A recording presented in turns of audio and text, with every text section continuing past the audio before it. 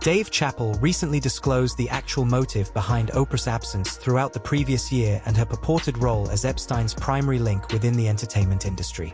Surfaced recordings from Epstein's private retreat, alongside a conversation featuring Ghislaine Maxwell, demonstrate precisely what transpired regarding Epstein and the methods Oprah is utilizing to avoid a comparable outcome. You said you were hospitalized. I did say that you had a stomach something was coming out of both sides, which it was. I was in the emergency room I was so dehydrated. You were dehydrated, yeah. I was like dry mouth, and I couldn't keep enough water down to get hydrated. So I went to the emergency room for that, and that's just it. In 2024, you can tell an initial unsealing of legal records concerning the Epstein investigation was officially mandated. This disclosure marked the debut of specific identities linked to Epstein, encompassing travel records and intercepted digital correspondence. Immediately following, Oprah retracted every scheduled engagement after this exposure, asserting she was unwell and receiving medical care. Gayle King became the primary individual to report that Oprah Winfrey was struggling with a virus and under hospital supervision during that week's broadcast of CBS Mornings.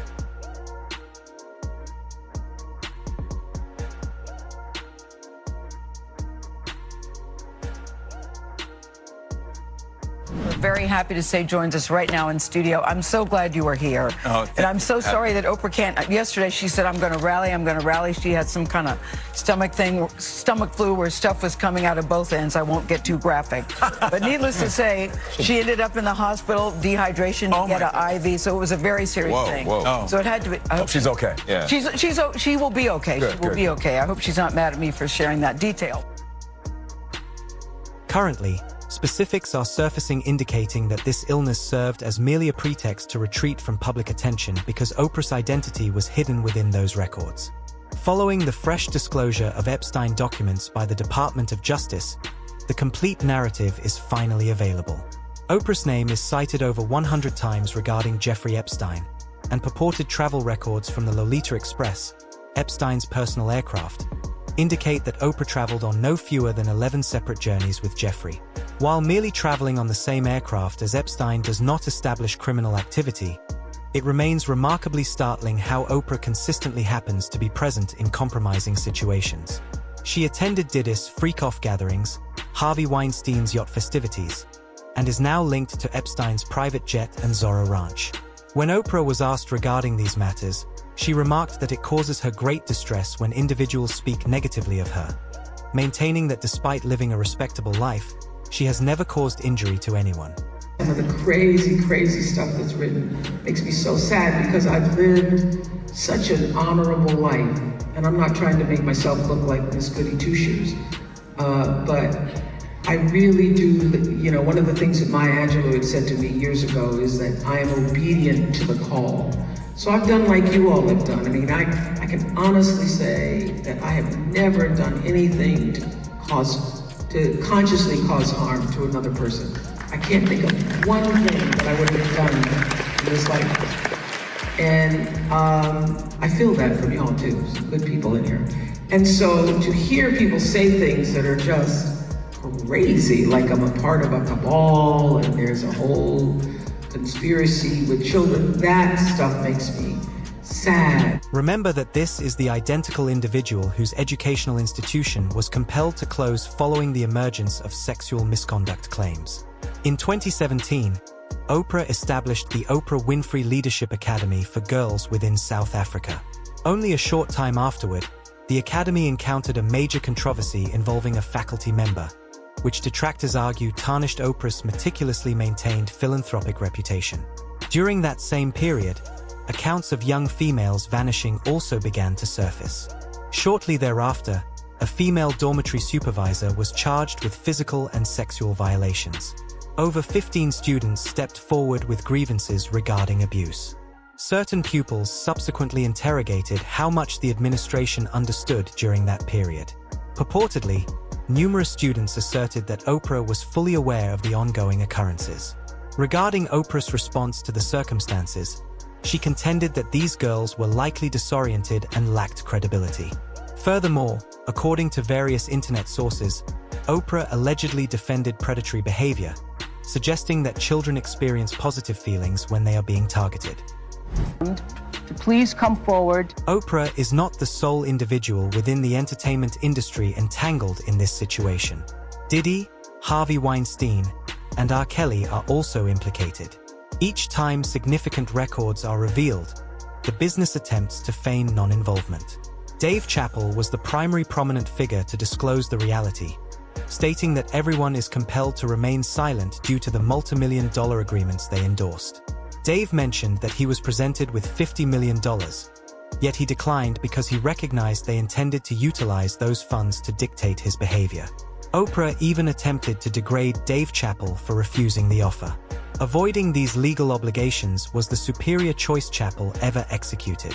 Cat Williams further remarked that the industry attempted to characterize Chappelle as mentally unstable for declining. No, I have not wavered because I've had girls at my school who were sexually assaulted and I have never won a case. And the reason I have never won a case is because when you put a girl on the witness stand and she can't remember was it Thursday or Wednesday, it's automatically discredited. And so when you're in the midst of trauma, something terrible things happening to you, you may not remember the exact time. It's why, if I hear a noise or something in my house, I look at the time because they're going to ask what time was it? Oh my God, what time is it? So if you can't remember the day and the time and the da-da-da-da, everybody's like, well, okay. I guess it never happened. Guess it never happened. Oh, I said it was that hotel, but it was that hotel. Oh, it probably never happened. So I've been through that. It feels good. I mean, if you're 7 years old and somebody, which I was trying to say this to my friends who had children, you're 7 years old and someone is stroking your penis, it feels good. Right. Even though you don't have a name for what that is, it feels good. And when I first said this years ago, people were like, you're crazy because everybody wants to believe it's like sexual assault and you're being thrown up against the wall and you're being... And I have said for years, if the abuser is any good... Regarding Oprah, she is currently being confronted for her genuine identity. Her association with some of the most prominent figures on the globe is finally under public scrutiny. Seal, a previous participant on Oprah's program, expressed his views concerning Oprah's rapport with Harvey Weinstein and shared images depicting Oprah embracing Weinstein. It was completely outside of my frame of reference. I've been in show business since I was 14, and I've heard the stories of what happens, and I've seen these kinds of things play out in front of me. Okay. When you say you heard the stories, what do you mean? What stories? I mean, you see it before. Look, Mariah Carey made a $100 million deal, and 3 months later, she's all of a sudden mysteriously crazy. Or Martin Lawrence punches through, and he's waving a gun on the street screaming, they're trying to kill me. Yeah, we hear those stories. And it always happens around the time in their career where it seems as though they're crossing over the next plateau. Yeah. Would you say you lost your mind, sort of? No. No. Not exactly. Okay. I wasn't crazy, but it's incredibly stressful. Yeah. And I felt like in a lot of instances, I was deliberately being put through stress. Dave Chappelle was decapitated in front of us. They called him Pilot Boy because he had 19 pilots in Hollywood and everybody passed on him and said his show wasn't worth it. Then when he made $500 million, they said even though his contract said he should get half of it, they said he made too much for the contract to be valid, so we'll offer you 10% of what you made. You mean he made $500 million and they offered him 50?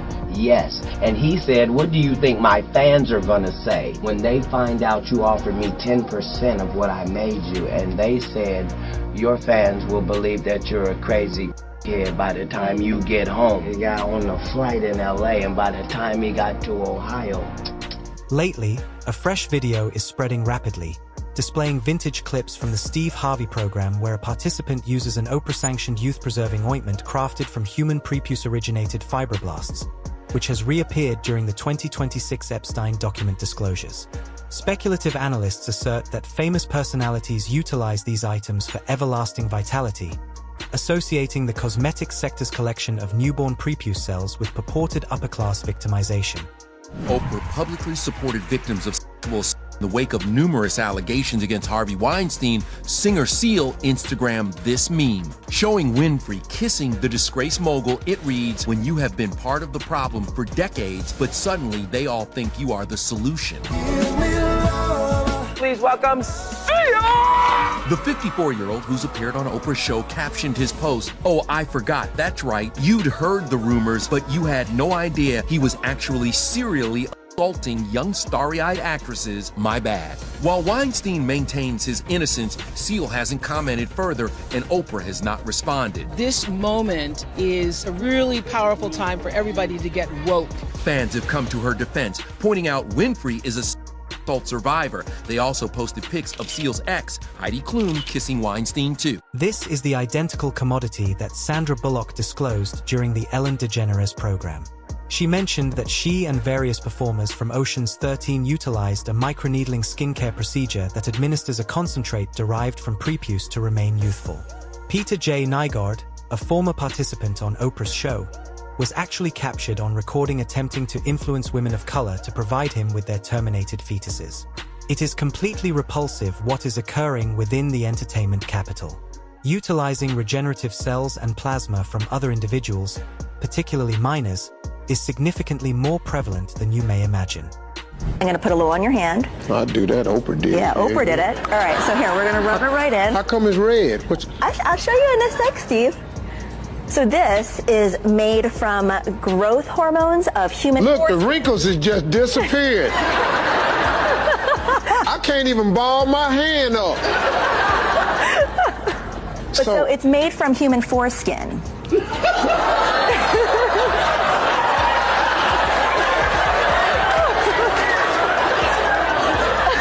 I'm sorry, Steve. You done sat up here and squirted somebody's private parts in my damn hand. What you laughing at? I'm sorry. This your last time on the show.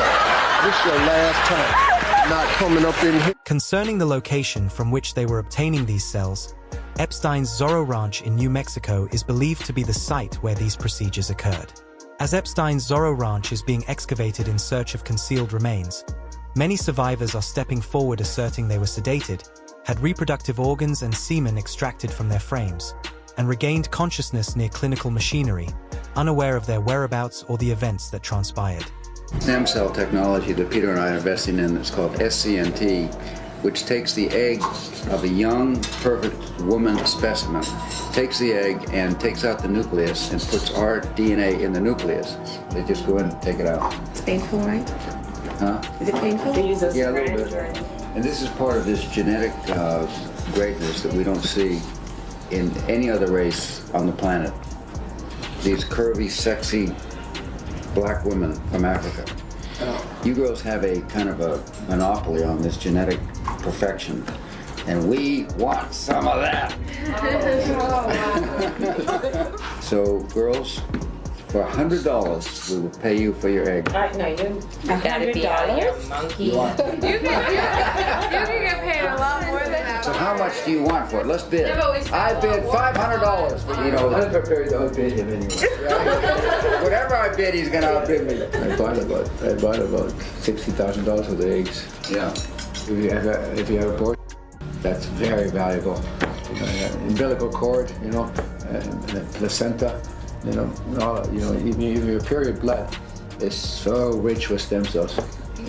We regard it as waste, and it actually should be. The recently released emails from the Epstein files show Jeffrey Epstein was interested in genetic medicine. He paid a researcher at Massachusetts General Hospital for tests that could be used to help create stem cells. Investigators found a $2,000 invoice from 2014 for sequencing part of Epstein's genome. The doctor that he paid also provided an estimate for personalized longevity studies that would use gene editing. He told investigators Epstein was enrolled in the Personal Genome Project at Harvard University. It is exactly as Cat Williams stated. Epstein served as a provider for the high-ranking individuals. He was the person delivering every requirement. This explains why we observe the identities of powerful figures within his records repeatedly. These prominent people were communicating using encrypted terminology. From the newly unsealed Department of Justice Epstein records, observers have detected that terms associated with nourishment appear remarkably frequently in digital messages and papers. The term pizza shows up hundreds of instances alongside references to ice cream and grape soda in contexts where they simply lack logic. These recurrences have fueled extensive internet conjecture that those terms could be masked allusions to juveniles or intimate behavior, although that definition is not verified by legal authorities. Investigators are swarming Jeffrey Epstein's notorious New Mexico ranch after an email in the Epstein files claims 2 foreign girls were strangled to death during rough fetish sex. And Epstein ordered the bodies to be buried on the ranch. Like a lot of things in the Epstein files, that report is unconfirmed, but authorities are now searching the property, thousands of acres. The ranch has been a dark mystery for years, and people are finally talking. This explains why it appears illogical when the FBI asserts that Epstein functioned independently and was not trafficking to anyone else. You are suggesting that there exist more than 3 million records linking him to several of the most influential individuals on Earth. Yet somehow every one of them is entirely blameless. The FBI failed to even question any other person. Simultaneously, Ghislaine maintains that Epstein would absolutely never take his own life. Everybody is a supplier.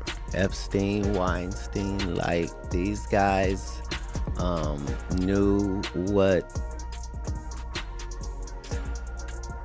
these extremists liked and provided it, and provided the way for you to to have $1 billion and not create a fantasy island type environment has not existed throughout history. Right.